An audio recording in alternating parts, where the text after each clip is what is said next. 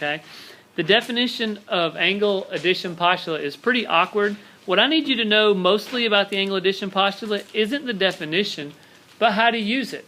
Okay? So as I rewrite this, I'll zoom in so that you can see it. This has an x degrees, and this has a y degree.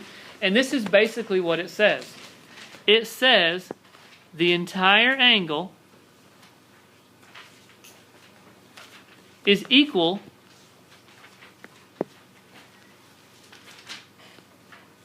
to the two small pieces that make it up. So I could say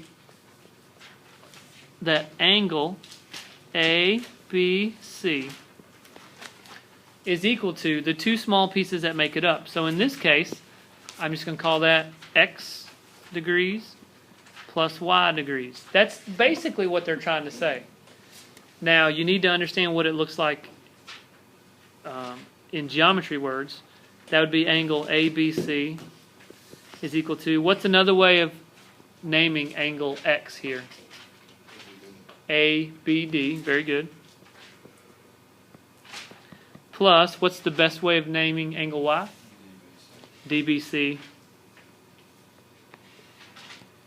So, I understand, and you're absolutely right, that DAB here is going to be 65, but I want you to be able to write it like this. I want you to be able to write that angle DAB is equal to what two angles make it up? DAC plus CAB. That's right. So basically, this is me writing down my geometry angle addition postulate. And then I'm going to translate that to algebra. I don't know DAB, but I do know DAC. How big is DAC? 35 degrees.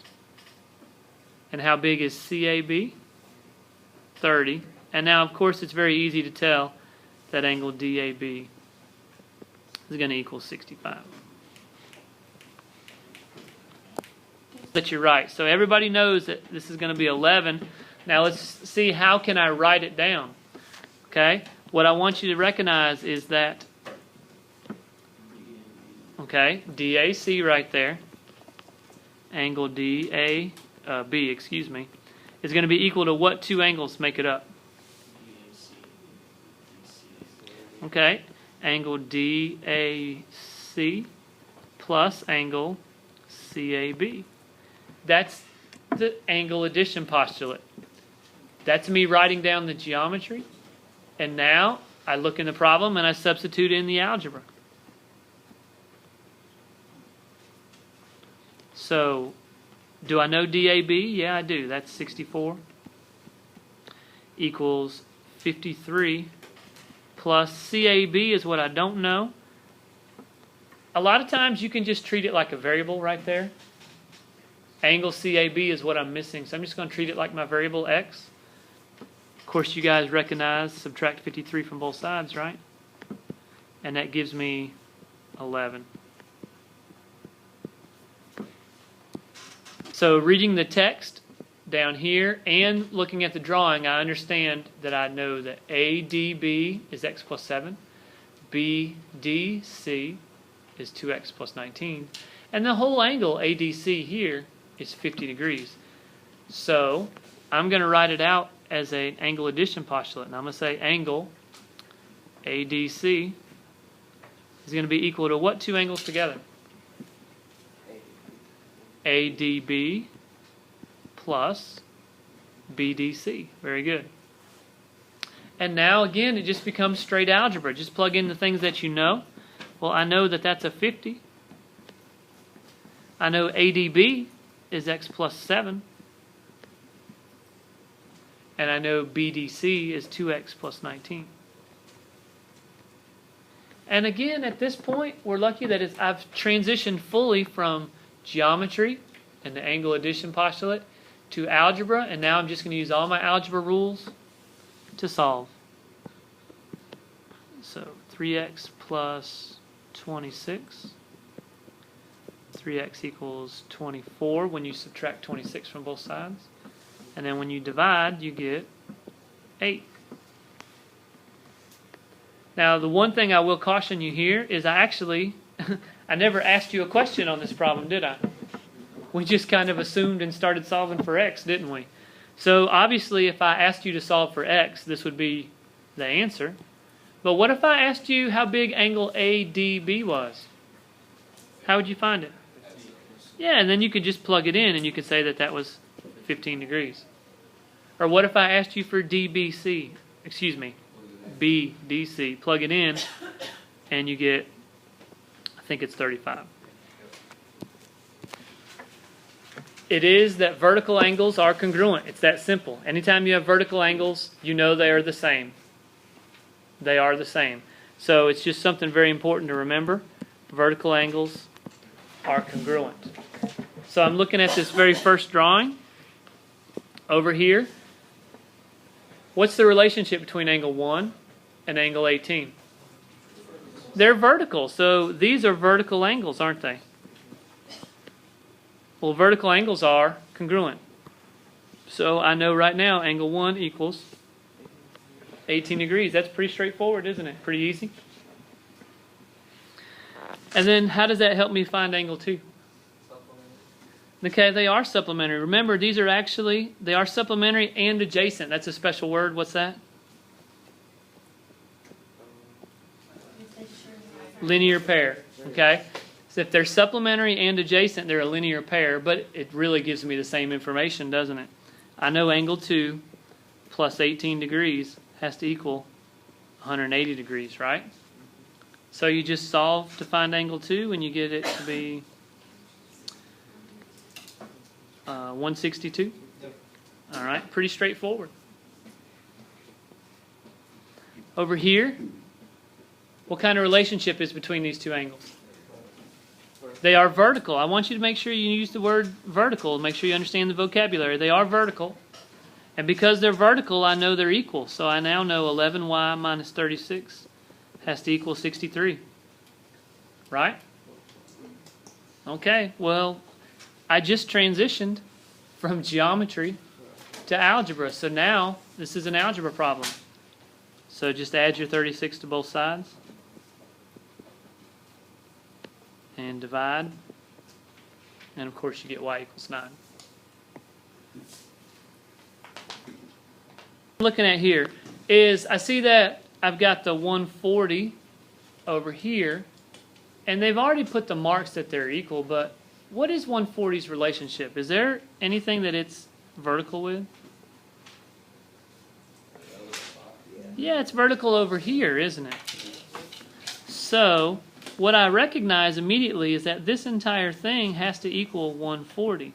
So basically what I'm doing here is I'm going to combine what I just found out about vertical angles with my angle addition postulate, and now I know that x minus 28 plus another x has to equal 140, right? And then again, it's just solved through algebra.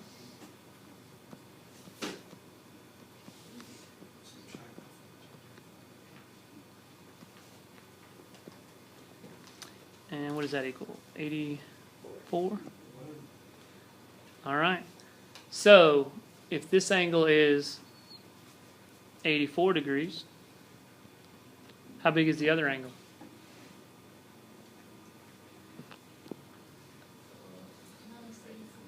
-84 minus 28, right?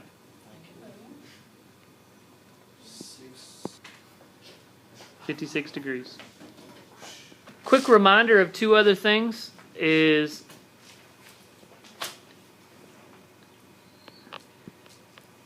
if I take, if I know this is 50 and this is 85, can you tell me how big angle A is? How? That's exactly right. You remember that the triangle angle sum theorem tells you that all three angles in a triangle have to equal 180 degrees, right? So since you already know two of them, you can just make that an x and solve. Alright, so you remember the triangle angle sum theorem. That is definitely not new this year at all, right? And then here's another thing I got for you. What if I had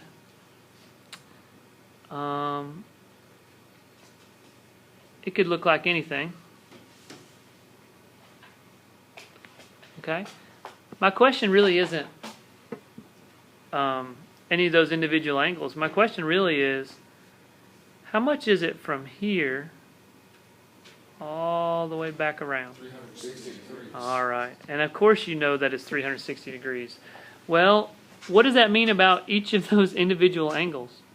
Okay, the top right is 90 degrees. Well, not necessarily, but angle 1, 2, 3, 4, 5, 6, and 7.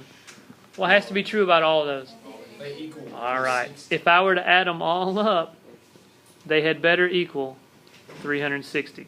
So even though the angle addition postulate, we really only deal with 2 angles at a time, the reality is you can deal with many angles at a time. That's super sloppy. All right. All sum to 360. All right, guys. Looking at these two with the supplement theorem and the complement theorem, we kind of already know what the definition of supplementary angles are and complementary angles. So really, all we're doing here is just combining what we know about supplement angles and complementary angles with what we know about angle addition postulate. So what I would take on this first one is I recognize that together these two are a linear pair, and of course linear pair is in my definition up there. So because they're a linear pair, I would want to write down, use my angle addition postulate, recognize that angle ABC equals angle ABK plus angle KBC. Now a lot of you don't like to write that particular step down because angle ABC is a straight angle, but of course we recognize that straight angle is 180 degrees. And then ABK is X plus 24. But you can see by writing it down using the angle addition postulate, we clearly have a geometry statement, and then we can substitute our algebra in, and from there on out we just solve, and of course we find out that X is 156 degrees. Like I said, just want to show you how to apply the